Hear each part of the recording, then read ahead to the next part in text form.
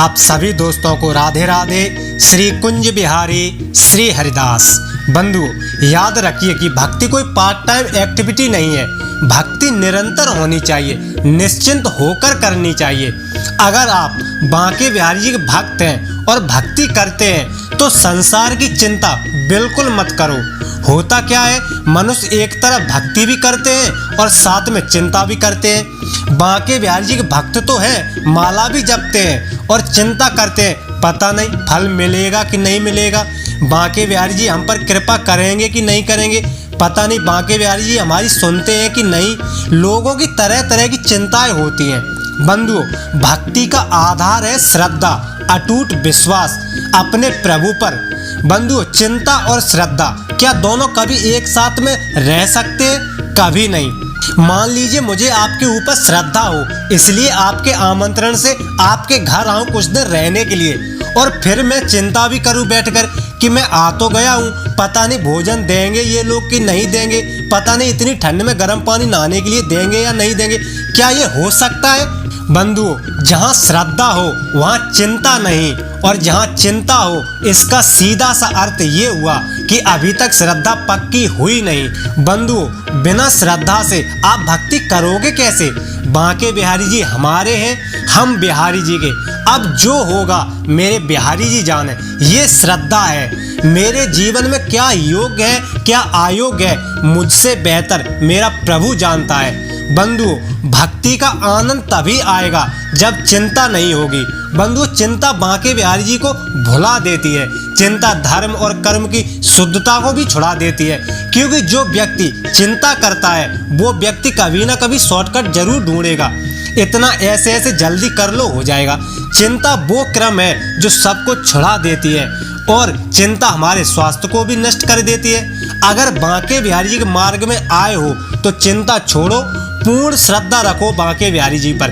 वो तुम्हें हंसी का पात्र कभी बनने नहीं देगा। श्रद्धा रखो बिहारी जी पर। बांके बिहारी जी का भक्त जब बांके बिहारी जी का कीर्तन करते हैं तब शीघ्र ही बिहारी जी प्रकट भी हो जाते हैं। इतना ही नहीं, वो अपने भक्तों को अपना अनुभव भी प्रदान करते हैं। तो ये चिंता तो आप छोड़ ही दो, बांके बिहारी साक्षात दर्शन देंगे कि नहीं, अवश्य प्रकट होंगे। और इतना ही नहीं कि प्रकट हो गए और अपने को पता ही नहीं चला, नहीं, प्रकट भी होंगे और भक्त को उसका अनुभव भी मिलेगा, और वो अनुभव लेना भी तुम्हारी जिम्मेदारी नहीं है।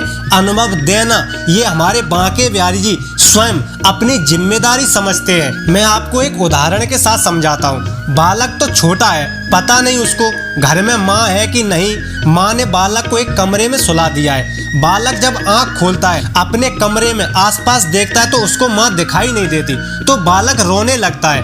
माँ की जिम्मेदारी है, अरे बेटा तू रोया, चिंता मत कर, मैं यहीं रसोई घर में थी, पास के ही कमरे में थी, सर्दी है ना तो बेटा तेरे लिए स्वेटर बुन रही थी।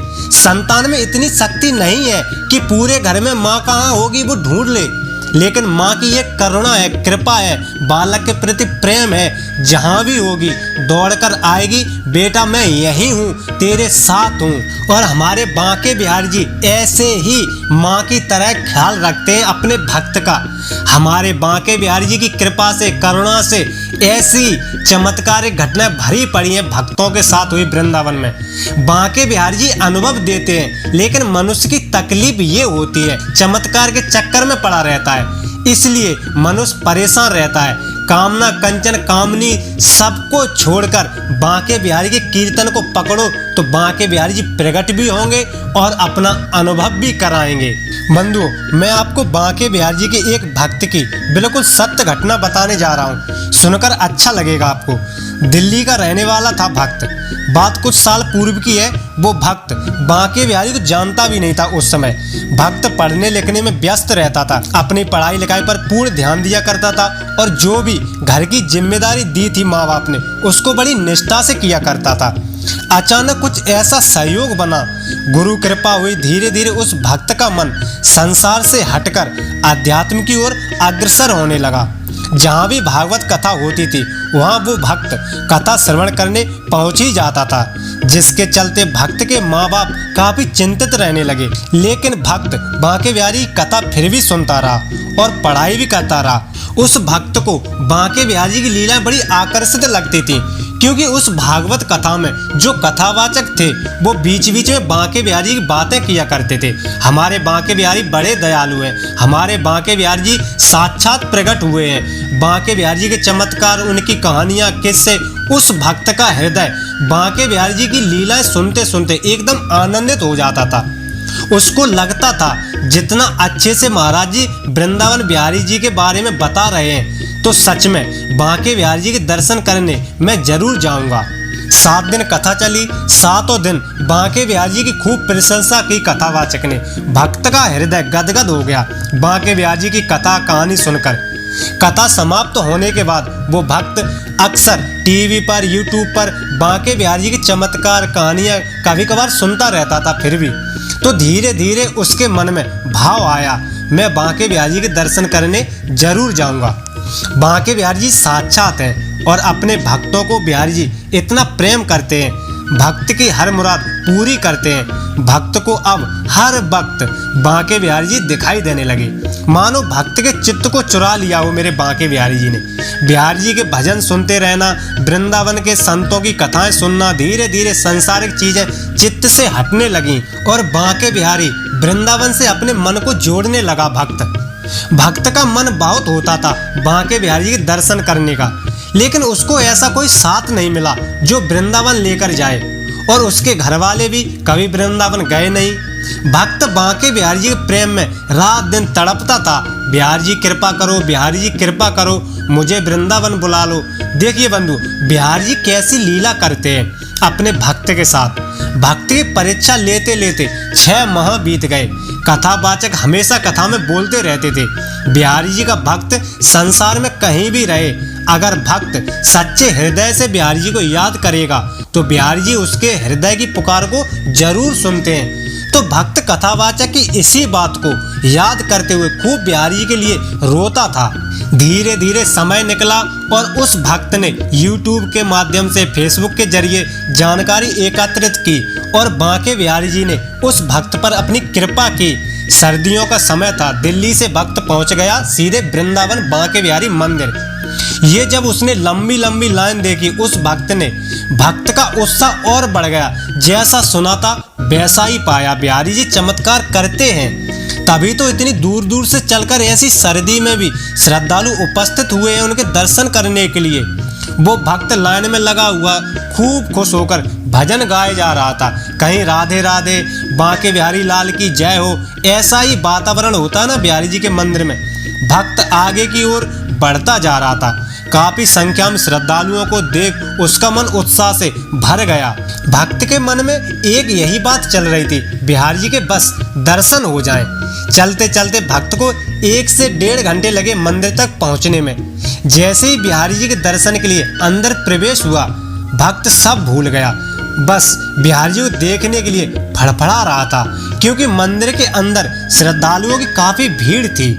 उस भक्त को समझ नहीं आ रहा था कि बांके बिहारी जी किधर विराजे हैं, और उसी भीड़ में भक्त बिना दर्शन किए धक्के खाए जा रहा था।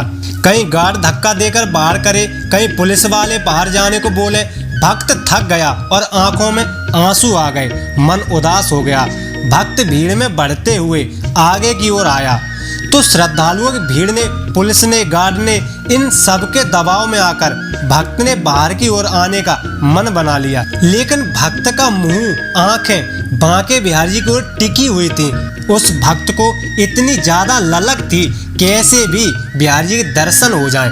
भक्त झटपटा रहा था, कहीं बीच में कोई भक्त आ जाता था, कहीं कोई गोसाई जी आ जाते थे, कहीं बीच में खम्मा आ जाता था। भक्त भीड़ के साथ बाहर की ओर धकेलने लगा। इसी बीच बांके बिहारी जी ने चमत्कार दिखाया। जैसे ही भक्त को बिहारी जी दिखने वाले थे कि भीड़ में इधर उधर हिल जाता था और सामने खम्मा आ जाता था। उस भक्त को बिहारी जी के दर्शन नहीं हो पा रहे थे। तभी मेरे बांके बिहारी जी उस भक्त के प्रेम को समझ गए कि भक्त मेरे दर्शन के लिए बहुत व्याकुल है। चलो, ये दर्शन नहीं कर पा रहा है, मैं ही इसका दर्शन कर लेता हूँ। तभी मेरे बांके बिहारी जी टेढ़े होकर एक तरफ झुककर एक झलक अपनी उस भक्त को दिखलाई। उस भक्त ने जब ये देखा कि बांके बिहारी जी टेढ़े होकर झुककर दर्शन दे रहे हैं, भक्त ने जब ये चमत्कार देखा, भक्त की आंखों में आंसू झलक पड़े। भक्त रोते हुए उसी भीड़ के साथ साथ बाहर निकल आया और बांके बिहारी जी की उस छवि को आंखों में कैद किए अपने घर चला गया। धीरे धीरे समय बीता। कुछ समय पश्चात भक्त के गुरुदेव द्वारा कथा का विशाल आयोजन हुआ दिल्ली में। वो भक्त अपने गुरुजी के चरणों में गया और ये सारी घटना उस भक्त ने अपने गुरुदेव को बतलाई और उसी सत्य घटना को मैं आप सभी को इस वीडियो के माध्यम से बताने की कोशिश कर रहा हूँ। तो बंधु, वीडियो में बताई गई जानकारी आपको पसंद आई हो, अच्छी लगी हो तो वीडियो को लाइक, चैनल को सब्सक्राइब और हो सके तो अपनों को शेयर जरूर करें। धन्यवाद। राधे राधे।